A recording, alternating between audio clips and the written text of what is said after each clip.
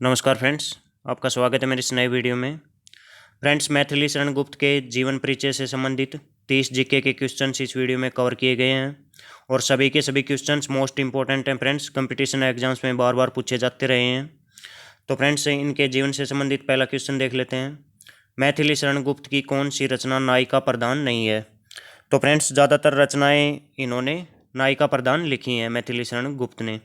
Friends, बहुत ही famous कवि हैं मैथिली शरण गुप्त। इनको राष्ट्र कवि की उपाधि भी दी थी किन्होंने? खुद महात्मा गांधी जी ने इनको राष्ट्र कवि की उपाधि दी थी। पद्म विभूषण देश का सर्वोच्च पुरस्कार, दूसरा सर्वोच्च पुरस्कार है पद्म विभूषण, वो भी इनको मिला था। राज्यसभा के सदस्य भी रहे थे। तो इन्हीं से संबंधित क्वेश्चन आज देखते हैं। और फ्रेंड्स, आप मेरे चैनल पर भारतेंदु युग, द्विवेदी युग, छायावादी युग, इन सभी युगों से संबंधित वीडियोस देख सकते हैं, हिंदी के आधुनिक काल से संबंधित। तो इसमें ऑप्शंस हैं यशोधरा, विष्णुप्रिया, साकेत या फिर पंचवटी। तो फ्रेंड्स, इसमें पंचवटी सही जवाब रहेगा। ये रचना है वो नायिका प्रधान नहीं है। यशोधरा में महात्मा बुद्ध की पत्नी यशोधरा के जीवन पर आधारित है। विष्णुप्रिया चैतन्य महाप्रभु की पत्नी विष्णुप्रिया के जीवन पर आधारित है। और साकेत में भी लक्ष्मण की पत्नी पर आधारित रचना है। पंचवटी खंड काव्य आधारित है। तो साकेत और पंचवटी दोनों ही रामायण पर आधारित है। ऑप्शन ए महाभारत है, इसमें बी रामायण। तो रामायण इसका सही रहेगा, रामायण पर आधारित है। राम के भाई लक्ष्मण की पत्नी उर्मिला के जीवन पर आधारित है पंचवटी। और फ्रेंड्स, साकेत रचना भी उर्मिला पर ही आधारित है, लक्ष्मण की पत्नी पर। लेकिन फ्रेंड्स, जो पंचवटी रचना है ये इसमें नायिका प्रधान रचना नहीं है। ये ध्यान रखिए आप। विष्णुप्रिया के संतपति कौन थे? तो फ्रेंड्स, विष्णुप्रिया के संतपति कौन थे? चैतन्य महाप्रभु। नेक्स्ट क्वेश्चन, गुप्त जी शकुंतला रचना कालिदास की किस रचना का अनुवाद है? गुप्त जी ने एक रचना लिखी है शकुंतला नाम से।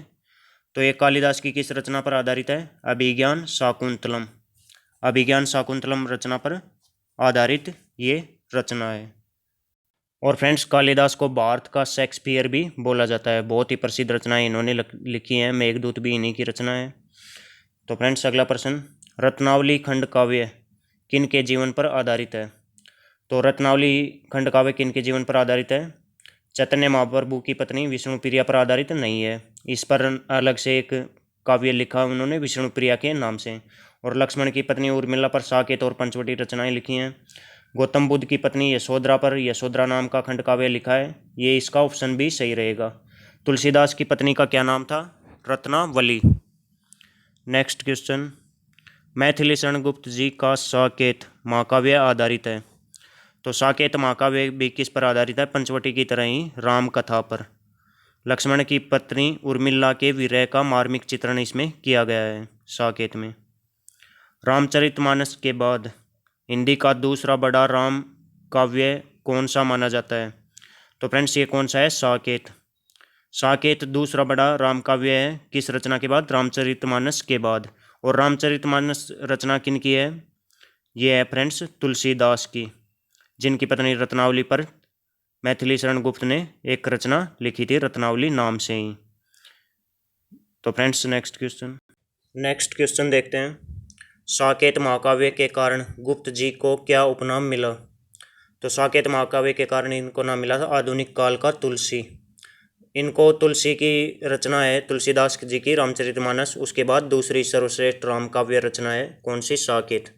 इसी कारण इनको ये उपनाम मिला है आधुनिक काल का तुलसी। आधुनिक मीरा किनको कहा जाता है? महादेवी वर्मा जी को आधुनिक मीरा कहा जाता है।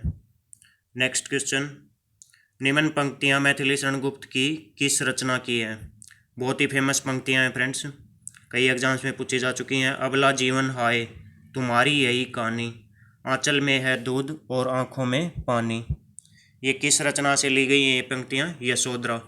गौतम बुद्ध की जीवनी। भगवान बुद्ध बौद्ध धर्म के प्रवर्तक रहे हैं गौतम बुद्ध। उनकी पत्नी का नाम था यशोधरा। गौतम बुद्ध के गृह त्याग पर आधारित है ये रचना, यशोधरा रचना। उसमें यशोधरा के विरह गाथा का वर्णन किया गया है। उसके बाद जो हालात होते हैं यशोधरा के, उनके गृह त्याग को छोड़कर जब जाते हैं भगवान बुद्ध। तो फ्रेंड्स, इसी रचना की ये पंक्तियाँ हैं। यशोधरा रचना किन के गहरा त्याग पर आधारित है? यशोधरा के पति गौतम बुद्ध के। बौद्ध धर्म की स्थापना की थी बाद में इन्होंने, भगवान बुद्ध ने। रंग में भंग रचना किन राजपूती घरानों की आन पर आधारित है? तो फ्रेंड्स ये महाराणा प्रताप के जीवन पर आधारित है रंग में भंग रचना। चित्तौड़ और बूंदी राजघरानों के आन पर आधारित है कौन सी रचना? रंग में भंग। नेक्स्ट क्वेश्चन देखते हैं। रंग में भंग रचना के प्रमुख पात्रों में से हैं, तो महाराणा प्रताप इसमें प्रमुख पात्रों में से हैं। रंग में भंग ये इनकी पहली काव्य बड़ी रचना थी, काव्य संग्रह पहली बड़ी रचना थी। इससे पहले इन्होंने छोटी मोटी काव्य रचनाएं की थी। रंग में भंग 1909 में। मैथिली शरण गुप्त का जन्म कब हुआ था? 3 अगस्त 1886। बेसिक पॉइंट्स देख लेते हैं इनके जीवन से संबंधित। गुप्त जी का देवावसान कब हुआ? 12 दिसंबर 1964 को इनकी मृत्यु हुई थी। 1886 में इनका जन्म हुआ, 1964 में इनकी मृत्यु हुई। गुप्त जी का जन्म कहाँ पर हुआ था? तो फ्रेंड्स स्थान का नाम ध्यान रखें, गांव चिरगांव है इनका, और जिला झांसी उत्तर प्रदेश। तो फ्रेंड्स झांसी है किस राज्य का जिला है? उत्तर प्रदेश का। जो फ्रेंड्स हरियाणा राजस्थान साइड से हैं उनको डाउट रहता है कि झांसी किस राज्य का जिला है, वो मध्य प्रदेश का मानते हैं, लेकिन ये उत्तर प्रदेश का जिला है झांसी। मैथिली शरण गुप्त का मूल नाम क्या है? इनका मूल नाम है मिथिला दीप नंदिनी शरण। ये नाम इनको कैसे मिला था मैथिली शरण गुप्त? महावीर प्रसाद द्विवेदी की एक पत्रिका थी सरस्वती, उसमें ये मैथिली शरण गुप्त के नाम से लिखते थे, और ये नाम सबसे पहले महावीर प्रसाद द्विवेदी ने इनकी रचना को इस नाम से छापा था। तो उसके बाद से इसी नाम से ये रचनाएं लिखने लगे सरस्वती पत्रिका के लिए। और द्विवेदी युग में इसके बारे में डिटेल से जान सकते हैं फ्रेंड्स, उसका वीडियो आप जरूर देखें। नेक्स्ट क्वेश्चन, गुप्त जी का प्रथम काव्य संग्रह कौन सा था? तो बड़ा काव्य संग्रह, प्रथम काव्य संग्रह कौन सा था? रंग में भंग। कब रचित हुआ? 1909 में। चित्तौड़ के इतिहास के बारे में वर्णन किया गया है। महाराणा प्रताप के जीवन किससे संबंधित ये रचना है। मैथिली शरण गुप्त जी की पहली रचना, पहली कविता कौन सी थी? हेमंत। 1905 में इन्होंने इसकी रचना की थी और सरस्वती पत्रिका में ये प्रकाशित हुई थी। गुप्त जी ने किस पत्रिका के लिए अपनी काव्य रचनाएं लिखी थी? तो सरस्वती पत्रिका के लिए इन्होंने फ्रेंड्स अपनी काव्य रचनाएं लिखी थी। किन के नेतृत्व में गुप्त जी ने सरस्वती पत्रिका में अपनी रचनाएं लिखी? तो किन के मार्गदर्शन में इन्होंने लिखी थी? महावीर प्रसाद द्विवेदी जी के। इनको अपना, ये महावीर प्रसाद द्विवेदी जी को अपना काव्य गुरु भी मानते थे मैथिली शरण गुप्त। अपना काव्य गुरु किन को मानते थे? महावीर प्रसाद द्विवेदी को। अगला क्वेश्चन यही है, काव्य गुरु कौन थे? महावीर प्रसाद द्विवेदी। गुप्त जी के पिता कौन थे? सेठ रामचरण गुप्त। इन्हीं से इनको प्रेरणा मिली थी काव्य लिखने की। रामचरण गुप्त वैष्णव भक्त कवि थे, ये भी कवि थे इनके पिता भी।